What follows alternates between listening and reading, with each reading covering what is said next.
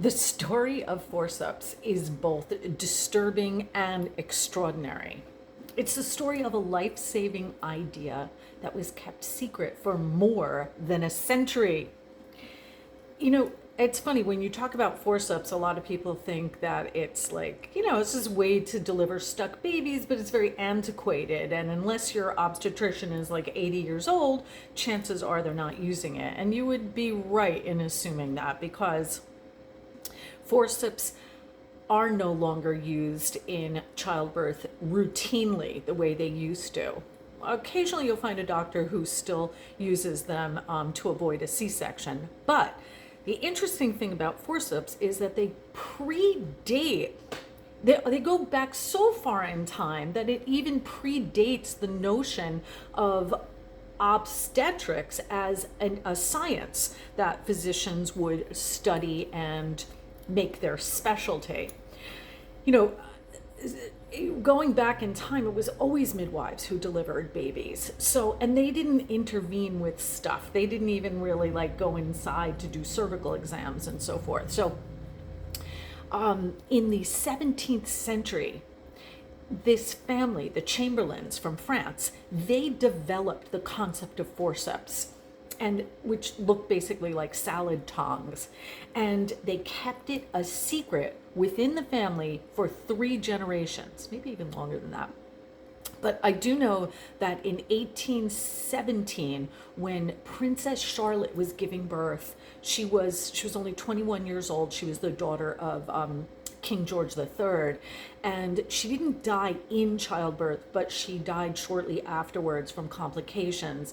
And her doctor at that time, Sir Richard Croft, shot himself afterwards because he felt that he should have employed the usage of forceps. But they were a big secret. The only men really delivering babies were delivering babies for very wealthy families and to royalty, trying to safely deliver an heir to the throne. That was a big deal. But it was top secret. Like if the doctor came in to use forceps and you were the woman, you didn't see at all what they were doing. There was like a blanket or a drape in front of you, and they just went ahead with their business and hopefully got the baby out safely. Of course, forceps could damage the baby's head, could damage the woman's pelvis. Probably was not very comfortable to deliver a stuck baby that way. And then don't forget, there are many different presentations of breech. So that baby might not have been head down. They might have been butt down, or they might have been feet down, or they may have been, yeah. So anyway, forceps were certainly helped in that arena, but weren't like the cure-all for every difficult labor. So we flash forward a couple of centuries, and in the 1930s, right? So we would have expected things to vastly improve by that time. But, historically, midwives always did better than obstetricians in childbirth for various reasons. I can get into that in a different video. But in 1933, the New York Academy of Medicine published a study of over 2,000 deaths in childbirth. And they found that 2/3 of those deaths, why do I keep saying it that way? 2/3 of those deaths were preventable.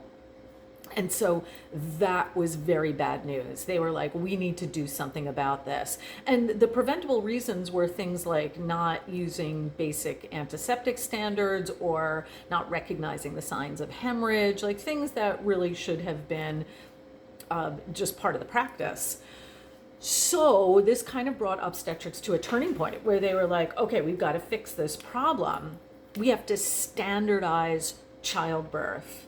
And so that's when you start to see hospital protocols become these things that are kind of, they set the standard for things and in a lot of ways are immovable. We see a very standard protocol today that's quite antiquated and isn't really based in hard studies. I mean, this idea that women cannot eat in labor because they might have food in their stomach that they might aspirate into their lungs because they might need an emergency C-section and they need general anesthesia.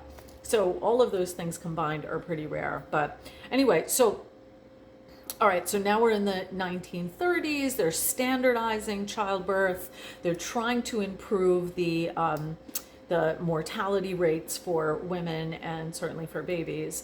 But by the 1950s, things had changed a lot because now we had penicillin and other antibiotics, and now finally there were tighter standards regarding hospital protocols and standardizing childbirth in general. Forceps were still being used. But then in the 1970s, right, so we go into the 1970s in the United States with only a 5% national C-section rate, 5%. That's kind of astounding. And then as the 70s unfolded, we had the usage of external fetal monitors, continuous usage in hospitals, and we also saw that forceps was becoming more difficult to use. Doctors were finding it was harder to teach because you had to kind of go by a sense of feel. Some residents might have had a good feel for using forceps and others didn't.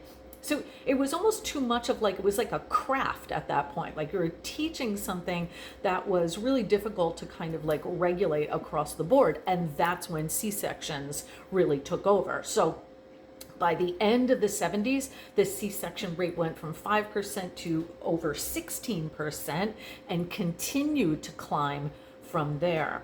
And as it climbed, forceps usage went down, and fewer doctors who were studying obstetrics in school were being educated on forceps usage. It just didn't make sense anymore, and they were obviously being taught how to do C-sections because that's what you have to do. But anyway, once really something that was commonplace, using forceps, now was considered sort of antiquated. Forceps usage was steadily discouraged, and C-sections stepped in as a way to improve outcomes, but not without a price. We'll talk about that in a different video. Thank you.